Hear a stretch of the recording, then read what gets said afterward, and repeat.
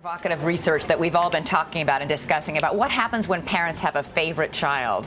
It is part of a brand new study in the Journal of Child Development, and it reveals that favoritism can have a negative impact on the entire family. Take a look. Honey, we have an hour until the competition. Even for this modern family, it's considered the cardinal sin of parenting. I like it too much when you win. Favoring one of your children over the other. Well, in our house, I'm kind of your only source for that. You're telling me.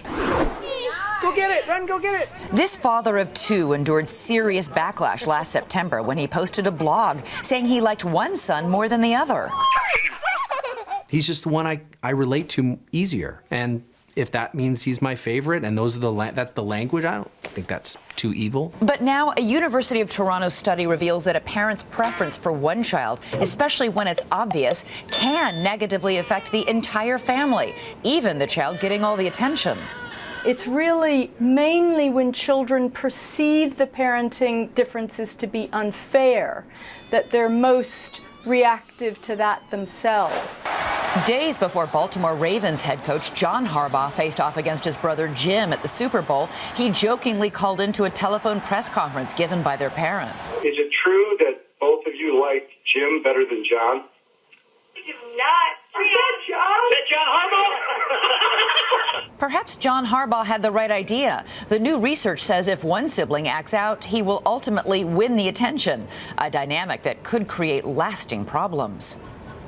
No kidding. And with more on this, let's bring in ABC News senior medical correspondent Dr. Jennifer Ashton. And we've really been debating this here.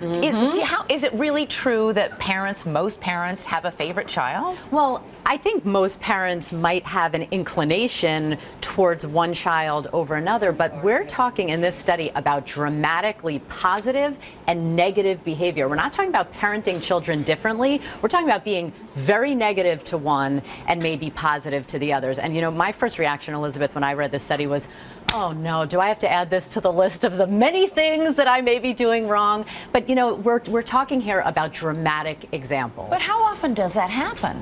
Well, apparently it happens quite a bit, and the consequences here are not just for the child who's treated negatively, but for all the other siblings in the family, and not just at that time, long-lasting with effects into their adulthood in terms of the way they interact and have social relationships, their anxiety levels, so long-term consequences are potentially significant. It's a no-brainer that the child who isn't the favorite would feel badly about it, Right. but the research shows that the child who is the favorite also feels guilt. Exactly. So it could be guilt. It could just be that they're looking to the mother, usually, because everything falls on us, to be consistent. And when they see that that consistency is disrupted, it can be very unsettling, and it can produce its own set of anxiety. It's saying here that it's not just a give and take between two people in a family. It's a family as a unit. It's more than the sum of its parts, and it affects everyone. And then just very quickly, also mothers under stress tend to show favoritism more often. Yeah, Why that is was another finding of the study, is that mothers who had stress in their past lives or currently tended to be more negative.